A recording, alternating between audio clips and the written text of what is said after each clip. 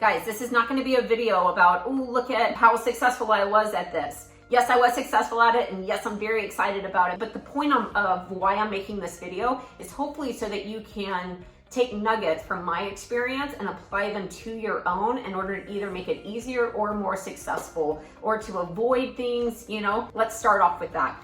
If you have missed it, back in 23, I released 3 videos where I was saying, hey, I'm gonna try to start a side hustle. I'm gonna bring you guys along. I'm not gonna use my Wilker Do's or April Wilkerson branding, and I'm just gonna see if it's legitimate to be able to start selling on Etsy and turn it into something. Spoiler alert, it was successful, and I deemed it a success at 4.5 months when my revenue from Etsy was able to pay for my Glowforge Pro, which was the piece of equipment that I utilized in order to start this side hustle. You can go back and watch those videos in order to catch up on all of the details on how I got to the point today that I'm gonna pick up on the story. So first, let's talk about numbers so that information is on the table for us to start dissecting and diving into. In the first 4.5 months of me doing an online Etsy business, at that point I only had the Glowforge Pro. I made slightly over $10,000 in revenue and had 172 orders. That was all the way up until June. Now, from July to December of 23, I ended up ending the year at $50,000 in revenue with a total of 1,291 orders. I mean, it's just, it's insane and phenomenal. That's the information. Now let's start dissecting it and pulling out a few key messaging here. In the first 4.5 months, 10,000 in revenue. I was blown away, and it lands me on the firm decision that absolutely starting a side hustle and utilizing Etsy is absolutely doable and achievable for somebody. What I find very interesting is looking at the progress here. It's in the first 2 months, I forget my exact revenue, but I think it was around 2,000. Fast forward 4.5 months, almost doubling the time period, it more than doubles in revenue, going up to 10,000. Now let's a little over double the time period, and that revenue jumps up to 50,000. Know that if you're gonna start a side hustle, don't get dejected super early on if it's slow to build up momentum. What I've seen from this is it takes a second to gain momentum, but then once you get in good with Etsy, then that momentum compounds. It doesn't just stay plateauing or even at a steady incline. It makes massive jumps to where it stays there. Now there's absolutely takeaways here though that the numbers can't even tell you. One is my strategy for weeding out products and adding more products. So during this time, I was being very analytical about what's working and what's not working, what's worth my time and what's not worth my time. In those first 4.5 months, I was paying attention to what is very clearly working, and then I was leaning heavier and heavier into it. An example is my pencil displays. I started off with one wall-mounted one. That was working, so then I made a different variation and introduced a desk version. That seemed to work, so then I introduced another variation and did a mini version. Now those 3 are still working, so I'm introducing, we'll call it a supersized version. So it's like be paying attention to what is working and then try to lean a little bit more into it. Another method that I'm gonna be trying is, now that those are taking off so well, I'm going to introduce a standard version for a set fee, but then if you wanna personalize it, that's now gonna be an upcharge. Just my personal strategy. But on the same hand, while you're paying attention to what is working very well, also paying attention to what is not working very well. Now this one, you're gonna have to use a little bit of a scale of reasoning on, a little bit of balance, because what I'm finding is that a product could not take off immediately, but then over a few months, it will start showing more progress, and then over a few months, it can really take off.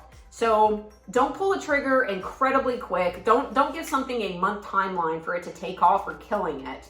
But also don't let products that aren't selling well bog you down and take your attention away from either developing more products that are working well, or new products that you haven't tested the market with yet, or just focusing on the products that are selling well. 2 examples here. One product that was a slow start was my custom hole-in-ones. I was only selling a few per month, maybe 1 or 2. I forget the exact numbers, but it wasn't a tremendous amount. And I was thinking, man, maybe these aren't going to be it. But now I'm selling anywhere from 7 to 10 a month. So that's an example on something ramping up. A different example is I started off with a brand new to market product that I call a best round. It's a scorecard keeper for your best round of golf. I introduced a small version and a large version. Both did roughly the same starting out, but then over a few more months, I really noticed that everybody was buying the small versions and I was only getting maybe 1 order a month for the large version. So I killed the large version off completely so that I could spend my time investing in the inventory buildup of the small ones. And then again, I have so many other ideas for products that I want to test the market with that I'm going to spend my time over there instead of building up inventory for a product that's simply not moving. So if you're going to be starting a side hustle and trying to test the market, then definitely be strategic about that. But now let's talk about equipment. What I'm trying to do is gear y'all up for a successful path, because I know so many people are in the same boat. They want to give making a shot, but of course it's a scary thing to invest so much into a piece of equipment, not knowing if it'll pay off and when it will pay off. So I'm trying to lay out small steps to minimize the risk at least. Of course, nothing is foolproof, but my recommendation that worked for me, I started off with a Glowforge Pro. In November, I upgraded to the Thunder laser and I got the Nova 51, which is 100-watt equipment. It's big, it's massive, it's beautiful, I love it. Do not take that for I do not love my Glowforge. To me, looking back on this experience and not only on everything that I know about it, personally going through it, but also putting myself in the shoes of somebody else that would be going through it, it only makes sense to me to start off with a Glowforge Pro.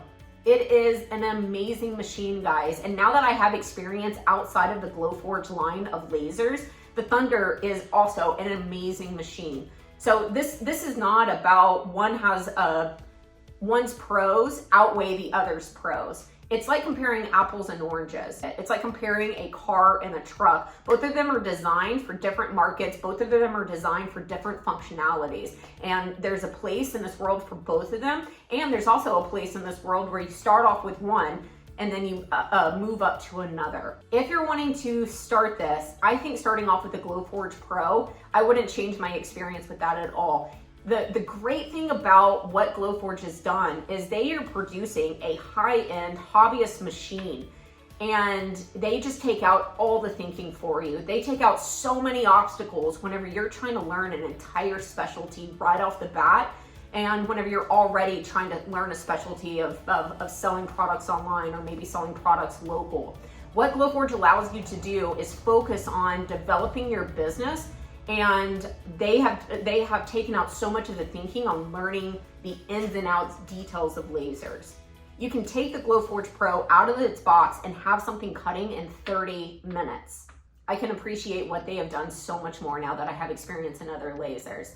Then the route is you start off with a machine that takes out almost all of the obstacles of learning the detailed machining part of it for you while you're developing your business. You get your business up and running, you pay for the machine, you pay for that equipment, that upfront investment. Now, the idea is that you have this wheel over here turning and burning, and it's gaining momentum, and it's going more and more and more. This is now paid off. Now, whenever this wheel gets to the point to where you're seeing, this is a proven theory at this point, I can invest more revenue into a larger piece of equipment that's gonna support me scaling this up more and more and more. Then you upgrade that piece of equipment. And personally, in my shop, I still have both machines. I think both of them have excellent qualities, and I can't see any point on getting rid of my Glowforge Pro. However, I will say that for my Christmas, in November and December, my orders in those 2 months alone was 877. It just skyrocketed, and I simply would not have been able to keep up with the demand had I not upgraded to a larger production machine. So then the question is, a lot of people say, well, why would I not just start there? One, the cost of entry on this is not only so much more. And again, we want to make sure that if you're going to start this, a lot of people start off with a bunch of momentum, but then obstacles make them slow down. And then unfortunately, momentum, whether that be slow or fast, is more than likely gonna take over, and then a lot of people just stop. So we wanna start off with as low entry as possible to again, test the market, test your schedule, test your ideas, get it rolling, and then upgrade and increase the risk basically, which actually decreases the risk because of the path that you're choosing to do it. Outside of the cost of the Thunder or larger production equipment, there's also the learning curve. This is not a hobbyist machine. I am a serious business owner that is doing orders or production. And with that, it has all of the capabilities that you need in order to be successful at that. My Etsy is now at the point, or was a few months ago, to where I need the Thunder in order to be successful, in order to make it grow. I would not have felt comfortable getting there without starting with the Glowforge Pro. Even down to looking at the time commitment, the Thunder gives you so much control over all the ins and outs, and it's marvelous once you get to a certain knowledge level of lasers and also the products that you're going to be producing. The Glowforge, again, you take it out of the box, you can immediately start cutting because it does so much thinking for you. If you're at the very beginning, then I think you should start off with a very serious hobbyist machine. If you're at the point in your business where you've proven the theory that yes, you have some winning products and yes, you can scale them should you be able to keep up with demand, I'm absolutely in love with this Thunder. Keep that in mind that I've never used any other laser, but in my opinion, if it ain't broke, then I'm not gonna fix it. My personal process has been to run the Glowforge, and what I do is I start a file. Let's say it typically takes 20 to 30 minutes to cut an entire sheet of material out. I just go upstairs and I make dinner, or I watch a show, or I play on my computer, whatever it is I'm doing for the evening, and then every 20 or 30 minutes I just come down and swap out material. And then I have a bunch of parts laying that then the next day I could just sit there and process in order to stack up my inventory. The Thunder, it is a material-eating machine. Something that would take 30 minutes on the Glowforge takes 4.5 minutes on the Thunder. It is incredible. So what that means is I can no longer do it in my evenings where I can run up and down. Now, if I'm running the Thunder, it processes it so quickly that as it's cutting the parts, I'm over at my computer getting the next file ready to go for whenever it's done. And then it's just me spending a consistent amount of time in my workshop getting that inventory done. Now the Glowforge has its own software built into it to where you go online, it does require internet, and then you can do your design work there, you can import your files and then do all of the file making there. The Thunder uses a software called Lightburn, so it does take learning a dedicated software to where instead of the Glowforge where it tells you a suggested power and speed rate based on the material that you're cutting, you have to figure all of that out with your Thunder. So I did have this learning curve of understanding what the different settings need to be out for the material that I had already been cutting for 10 months. But I come from a background to where I already know a huge variety of different software, so I was able to pick it up very quickly. I'm also familiar with CNCs, which is very similar to lasers in the mindset at least. So I didn't find Lightburn at all to be challenging, but if you're brand new, it might be a little discouraging trying to put your time into two different specialties, starting your business and learning lasers in and out. But know that Thunder has a huge library of video tutorials to shorten that learning curve should you want to dive right in. I think that the path to least resistance, which is super important whenever you're starting something new, is to start off with the Glowforge, which takes out a ton of thinking for you. It has a reasonable price point for all of the great qualities that you get coming with it. Then, once you prove the theory that you have not only viable products that will move, but also that you're personally going to stay dedicated to this path, then I think upgrading to a different machine is absolutely logical.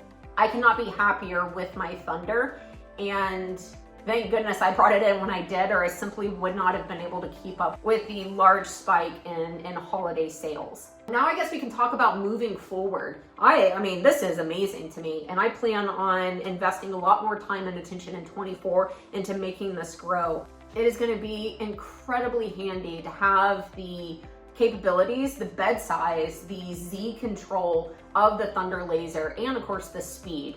I found it very easy to set up. Keep in mind that it is a much larger machine, So moving it is something, making space for it is something, exhausting it is something, but they did a really great job on, again, just making it turnkey. I can push a button and it just be reliable and it be incredibly fast. I also personally love that I can store all of my very common files on the machine itself, which prevents me from having to come over to the computer and reprocess the file basically. Anything standard, I can keep on the machine, load the material, and then just push a button and it cut it out. And then the only processing of files that I need to do are brand new ones or customized ones.